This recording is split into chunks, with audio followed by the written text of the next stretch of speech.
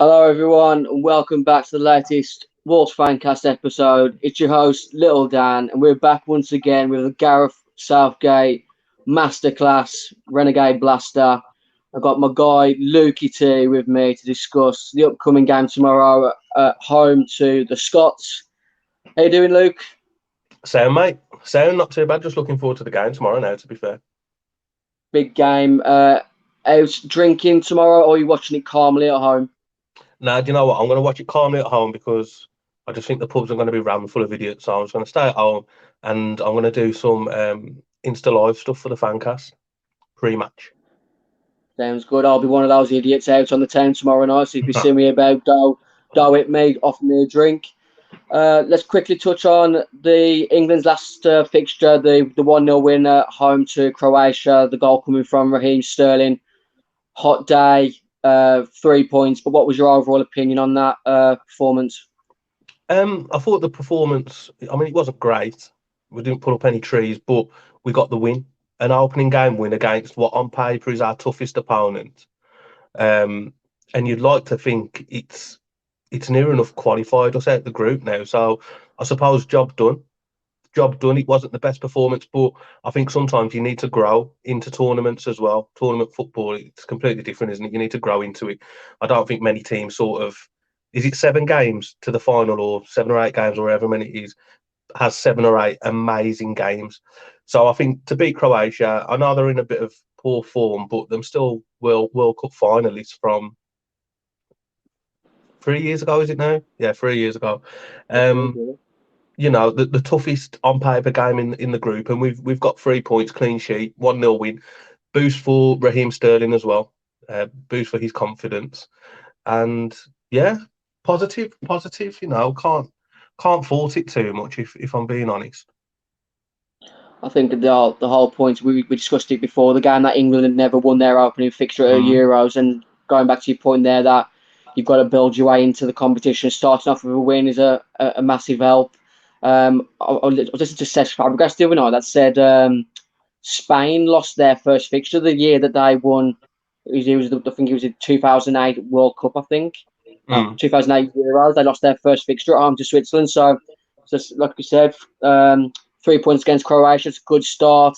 With that third place finish, pretty much getting you through to the next round. We're through, and we've got a big game coming up against Scotland tomorrow night. How did you see their performance against the Czech? I watched the first half myself, and they had a lot of energy. They created a couple of chances, but that they did peter. And as soon as that first goal went in for the Czech, they struggled to get back into it. What did you see much of that game? Yeah, I sort of had half an eye on it. And like you said, they started with lots of energy, but they're going to. This is their first tournament since 1998, isn't it? At home at Hampden Park, a couple of fans in there. There was always going to start that way, but I think the problem with Scotland is they just haven't got the quality, and it showed in the end. I thought the first check goal, fantastic header. I mean, it was a good ball into the box as well, but the header was fantastic. And then the second goal, meme-tastic that was because David Marshall, that's some right stick, ain't it? But again, David Neuer, they were calling him afterwards because he thought he was sweeper keeper like Neuer for Germany. but Don't know it's good. what he was doing in that position, but you look at that one angle where the players sort of R1 finished it in from that distance. It was a ridiculous finish. That's it. If there's a goal of the tournament that beats that, I'll grow hair back on my head. Well, yeah, it's definitely early contender for goal of the tournament, and it's good to see Scotland lose because let's be honest, they absolutely hate us, and they want us to fail so bad. So when it's them that's failing, happy days. I'm glad to see it because the way I look at it with international football is, for me, Scotland are like West Brom. So if they finish the group with 0 points, 0 goals, and don't qualify for another tournament for another 20 odd years, happy days. What did you make to Andy Robertson's comments that England supporters are derogatory to Scotland and their quality of their players, saying that pretty much that they underestimate us incorrectly. I think you look at sort of Rangers in the Europa League this season; they've done pretty well. Andy Robertson's been recent Champions League winner, so they're not as bad as West Brom on an international level, but they're not great, are they? No, they're not. And for Robertson to say that England fans are derogatory, let's be honest, Scotland fans, that they're so derogatory to England and England fans. It's embarrassing. But then when the shoe's on the other foot and England fans have a pop back, they can't stand it. I don't get it because Scotland they hate us. Like they hate us more than we hate them, and that's a fact. I'll have no one tell me any different on that. They 100% hate us more than we hate them. It's like with Scotland though. It's like from a Wolves point of view, they're like Walsall. You know where like Walsall hate Wolves, but Wolves like we don't want to see them do well, but sometimes you kind of feel a little bit sorry for them because they're just that shit. Yeah. I had a sort of similar moment when I was watching the Scotland-Czech Republic game when Andy Robertson had a really good chance in the first half, which the keeper made a decent save. And I found myself going, go on, like as if he was going to score. And then after his save, I was like, I don't really want him to score that. Yeah. But he had a good game, Robertson did, to be fair. He played really, really well. He's a solid fullback not just in the Premier League. It's sort of European level. He's a solid left back. I was having a discussion with a Liverpool fan the other day and was talking about the comparisons between him and Trent Alexander-Arnold, where both of them, when they're at their peak, Trent's better. But when they're both at their worst, Andy Robertson is head and shoulders better than Trent. What's your opinions on that? How good do you think Andy Robertson is compared to Trent? I think it's a fair assessment and a fair comment. I think they're both brilliant full/wing backs, however you want to term it. To argue one's better than the other, you're probably splitting hairs, really. I wouldn't say there's that much in it because, like you said, when Trent's off it, he's off it more than Robertson is. So that probably sort of counterbalances it. But, you know, with all due respect, they have got a couple of players that we do need to pay close attention to because that could hurt us. I think you've got Robertson. I don't really want to say it, but if John McGinn has a decent game, you know. You look at there's rumours that Kieran Tierney might be fit for the game tomorrow night, and you look at that left side with Robertson and Tierney. That's an offensive left side if both of those are fit and at it. Where's Tierney going to play though? Sort of like left centre back. I'm not. I'd imagine he'll be like sort of left midfield in front of Robertson, or they'll rotate between the two. Yeah.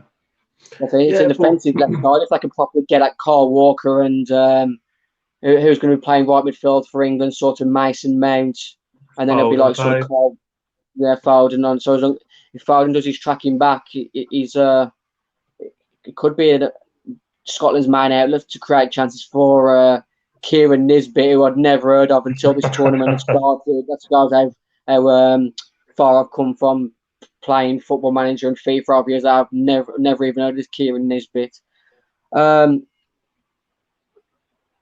What's your sort of favourite memories of England-Scotland games that have gone from years back? Obviously, I think the majority of England fans will all draw back to that Paul Gascoigne win out. One of my favourite moments is when Yuri Gelling made the ball move before Gary McAllister's penalty went in. He was on the telly this morning, he was. Bending spoons. Milking it, mate. He said, what was he saying? Something like, England fans are going to be wearing tinfoil hats to stop his messages getting through or something. Honestly, mate, he was on, what was he on? Look, who's talking to Lorraine Kelly anyway? He's just he's off his head, eh? He's absolutely off his head. But my favourite memory, I mean, Euro 96 was fantastic and it was a great game, great tournament. But I think it was the playoffs for Euro 2000 and we drew Scotland. And I remember we beat them 2-0 at Hampden Park. Paul Scholes got a brace. And I remember being really nervous for the game because it was like, imagine if we don't go to the Euros and Scotland do at our expense. Yeah. Horrible.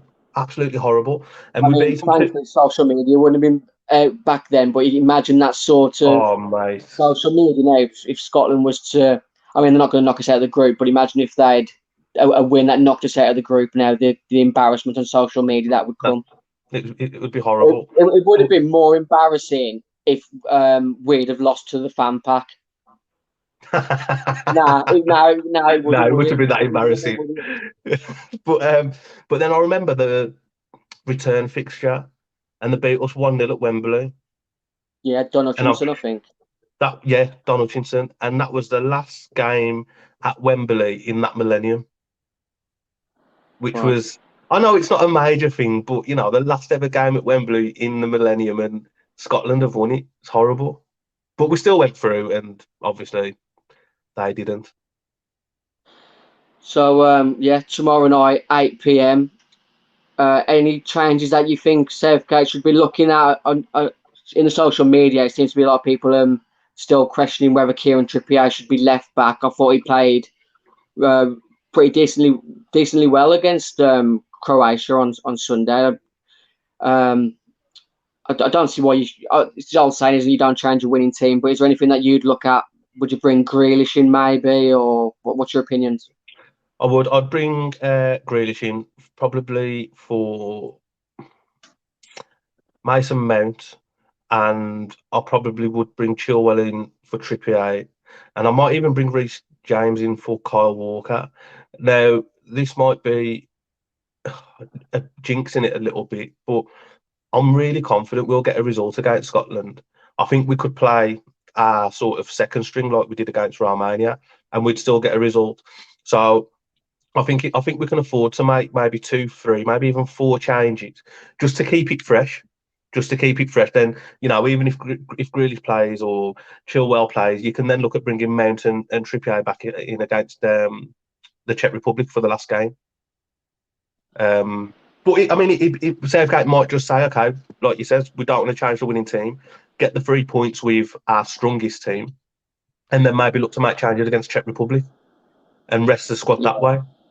There is a sort of an air of, does he experiment in this game or the next game against Czech Republic? Harry Maguire still is on the fringes of trying to get back in. It's whether he's tested against Scotland or Czech Republic. What's your opinions on Harry Kane going into this game? He wasn't firing on all cylinders, was he, against Croatia? And Dominic Calvert-Lewin has scored in, I think, a couple of England games where he's had the opportunity. You can't really leave Kane out, can you? But he's not really a guaranteed starter as he has been recently, I don't think. I think the problem we've got is he's captain, and whatever your opinion is on Harry Kane, the geezer knows where the back of the net is, and he scores goals. But how many times have you seen it over the years where not just England but other nations have persisted with a star name and they haven't performed at a tournament, and ultimately it's cost the team? So for me, I thought Kane looked a yard off the pace against Croatia. It probably would start him again against Scotland, but if he looks off the pace again, I think Calvert-Lewin is knocked on the door. And then you've got to look at it. It would be controversial, but at the end of the day, we're here to win the tournament. We're not here to carry Harry Kane. Like perfect example, Euro, what we in now? Euro 2016. Was that when he was taking the corners? Yeah. I'm not a Harry Kane hater by any stretch of the imagination. I think he's an absolutely fantastic goal scorer. But I do believe he has a lot to answer for Euro 2016. The way he played, I think he was very selfish. He tried to make it all about him. We all know the famous square ball to Sterling that never was. People might argue he was offside anyway, but the players on the pitch didn't know that at the time, did they? So I do think I think he's quite a selfish footballer, Kane is. When he plays for Tottenham, I really dislike him. Remember the Wolves game? Wasn't last season, the season before at Molineux, and he's just a cheat. He's a cheat. Yeah. Now, when it's for you, I suppose you accept it, but when it's against you, that's why I've got so little time for him, sort of domestically. But on an international stage, it's a very difficult one because he's a elite goal scorer, but if he's not performing, then you've got to look at the other strikers. That's what you've got your squad for. And I think it would be a shame if we get Kane from Euro 2016. Because I mean, did you It's very, look at how deep he was dropping as well? And all yeah. right, some might say it was out of frustration. He wants to get involved in the game, but if the game's not particularly going for you, stick to what you've been told tactically. Because it's not all about you. We've just recently spoke about Andy Robertson and Kieran Tierney and John McGinn. Is there anyone else really that which England should be looking out for? I mean, I was looking at Grant Hanley at centre back, and I'm thinking if Harry Kane can't get the better of I Grant know. Hanley, we're into trouble, aren't I know. McTominay's all right, isn't he? He'll do a job in the middle of the park. With all due respect, I probably couldn't even name more than 6 or 7 Scottish players. Who was that strike? I've got a striker called Lyndon Dykes who missed about 75 chances against Czech Republic. Good chances against Czech Republic, didn't he, the other day? Who does he play for domestically? It's embarrassing that we're on a football podcast, Luke, and I've never heard of this Lyndon Dykes, but here we are. Tomorrow, England plays Scotland. You can get England to get the win at 1-3 with Ball Sports. The draw 4-1, and Scotland at a tasty for a Scotland fan 17-2. What sort of bets have you noticed that might be worth our listeners, viewers having a few quid on? Well, I mean, we spoke just before we went live, and we looked at the price of the draw. It's a decent price if you're looking for 4-1 for a value. Scotland team that could easily just shut up shop, and England struggle to break down. 4-1's decent odds at Ball Sports. Exactly. I mean, like you said, they could easily shut up shop. We could struggle to break them down. And one thing that I hate about England Scotland games is because of what I said earlier, they hate us more than we hate them. Fact. So they can build themselves up for this game more than we can.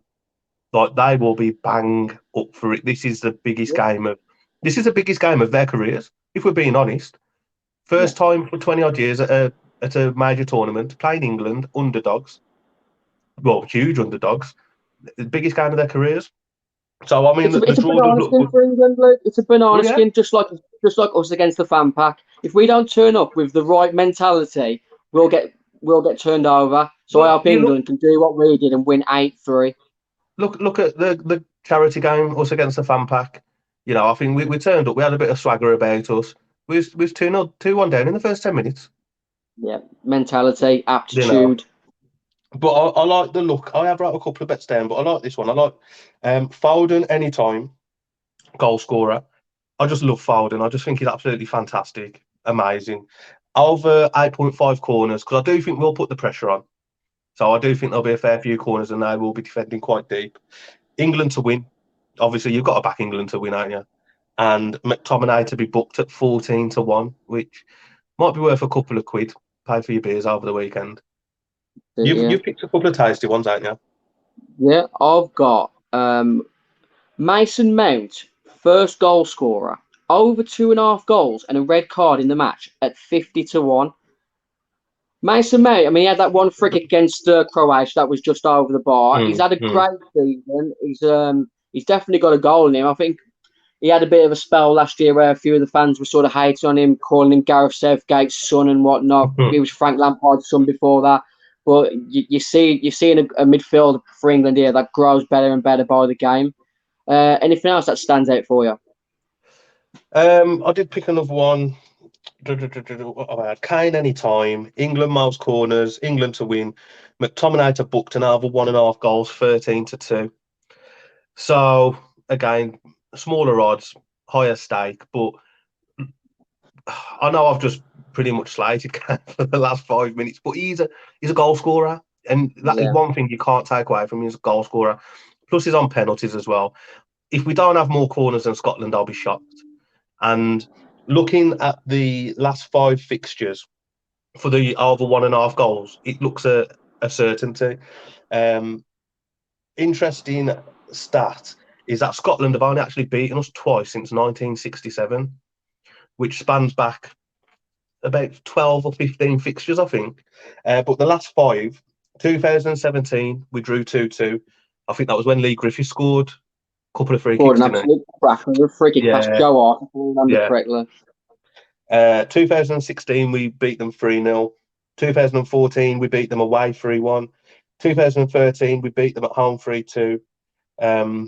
So the goals are there. You know, we do get goals against them. That's 3, 6, 9, 10. That's 11 goals in the last 4 fixtures in the last sort of 8, 9 years. He is an So absolute sort of how do we class him?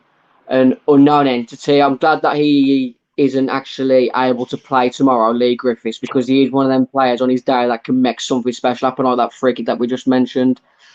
I've got one bet for our viewers, which is one of my normal bets, small win big. You can have Phil Foden to score 2 or more in the game and England to win 4-1 at 66-1.